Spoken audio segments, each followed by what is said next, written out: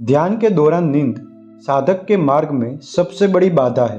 बहुत लोगों के साथ ऐसा हुआ होगा कि जैसे ही ध्यान करने बैठे उसके 4-5 मिनट्स में ही नींद आने लगती है, सिर नीचे झुक जाता है। इसके लिए भगवान बुद्ध ने कई तरीके बताए थे जिससे हम नींद को दूर कर सकते हैं।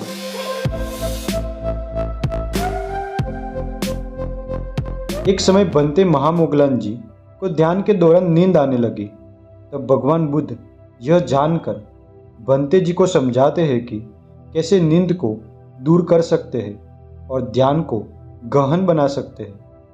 भगवान बुद्ध नींद को दूर करने का सबसे पहला तरीका बताते हुए कहते हैं कि मन में जिस संज्ञा के उत्पन्न होने पर नींद आती हो उस संज्ञा को मन में स्थान ही न दे, इससे नींद आनी दूर हो जाएगी।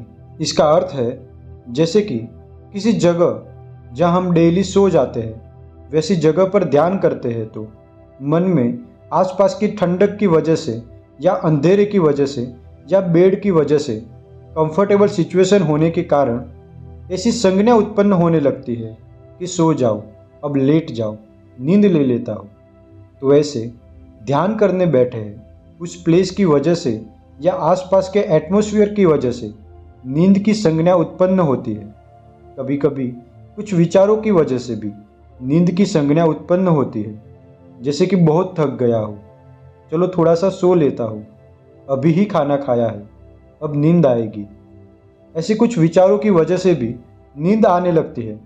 तो ऐसी संज्ञा को जो नींद लाती है उसे मन से दूर करना है, हटाना है। आगे भगवान बुद्ध कहते हैं कि इस प्रकार करने के बाद भी नींद दूर न हो तो जैसे तुमने धर्म को सुना है, जैसे तुमने धर्म को याद रखा है, उसी के अनुसार धर्म पर तर्क वितर्क करे, विचार करे, मनन करे, इससे निंद्रा दूर होगी। अर्थात कि हमने पंचशील के बारे में सुना है। पंचशील क्या है, उसका पालन कैसे करते हैं, पंचशील के पालन करने से हमें क्या लाभ होता है।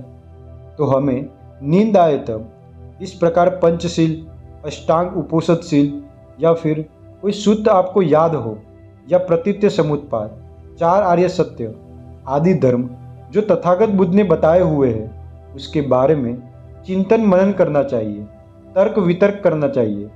इस प्रकार करने से नींद दूर होने लगेगी।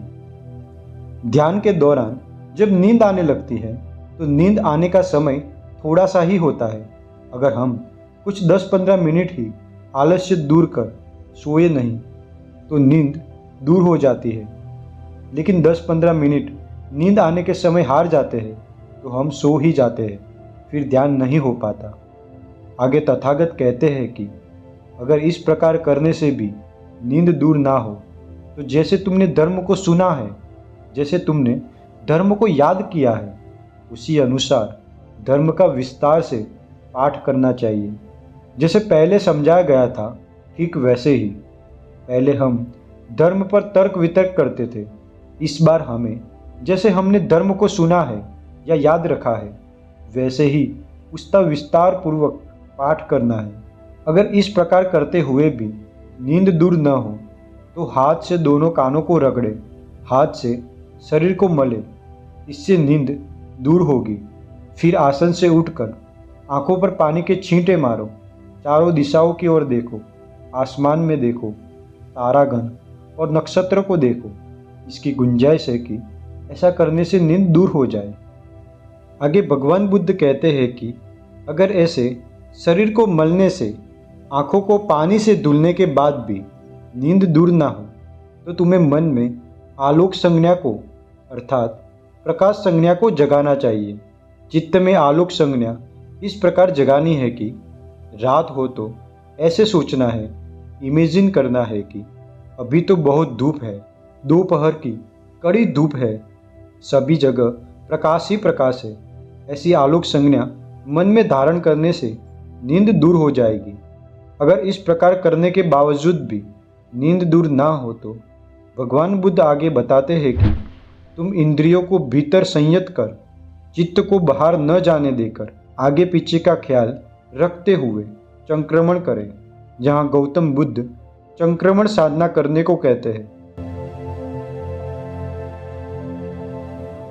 संक्रमण साधना इस प्रकार करते हैं। सभी 5 इंद्रियों को शांत रखते हुए, संयमी रखते हुए चित्त को स्थिर, एकाग्रित बनाना है। चित्त को बाहरी चीज़ों पर नहीं जाने देना है और सिर्फ अपने चलने पर ध्यान एकाग्रित रखना है। इस बारे में डिटेल वीडियो की लिंक पिन कमेंट में मिल जाएगी। आगे भगवान बुद्ध कहते हैं कि अभी भी नींद दूर ना हो तो पैर के ऊपर पैर रखकर जागरूक तथा संप्रज्ञान रहकर उठने के संकल्प को मन में जगह देकर दाहिनी ओर करवट लेकर लेट जाओ। तुझे प्रबुद्ध रहकर शीघ्र ही उठ जाना होगा। सोने का सुख, लेटने का सुख, नींद में रहने का सुख अनुभव नहीं करना है। इस प्रकार तथागत बुद्ध 8 तरीके सिखाते हैं नींद को दूर करने के लिए। आगे तथागत बुद्ध कुछ बातें बताते हैं जो हमारे चित्त को समाधि से दूर ले जाती है। जैसे कि हमें अभिमानी चित्त के साथ लोगों से नहीं मिलना चाहिए। स्पेसिफिकली यहाँ गौतम बुद्ध भिक्षुओं के लिए बता रहे थे, लेकिन हमारे लिए भी यह उपयोगी हो सकता है। अभिमान की भावना साथ लेकर हम कहीं जाएंगे, तब हो सकता है कोई अपने काम काज में बिजी हो तो हमारी तरफ ध्यान न दे सके। स्वागत सत्कार न मिलने पर हम दुखी होंगे, सामने वाले व्यक्ति के लिए बुरी भावना अनुभव करेंगे। इससे हो सकता है हम उसके साथ उद्धत व्यवहार करें, बुरा व्यवहार करें। ऐसा होने पर हम असंयमी बनते हैं और असंयमी व्यक्ति का चित्त समाधि से दूर हो जाता है। दूसरी बात भगवान बुद्ध बताते हैं कि हमें बेकार की, बिना काम की, लड़ाई झगड़ा हो ऐसी बातें नहीं करनी चाहिए। ऐसा करने से वाद विवाद बढ़ता है। वाद विवाद बढ़ने से उद्धतता, बैड बिहेवियर बढ़ता है, जिससे हम असंयमी बनते हैं और असंयमी व्यक्ति का चित्त समाधि से दूर हो जाता है। तीसरी बात बताते हुए भगवान बुद्ध कहते हैं कि मैं सभी से मिलने की या सभी प्रकार के लोगों के साथ रहने की प्रशंसा नहीं करता और ना ही मैं सभी प्रकार के लोगों के साथ रहने की या मिलने की निंदा करता हूँ।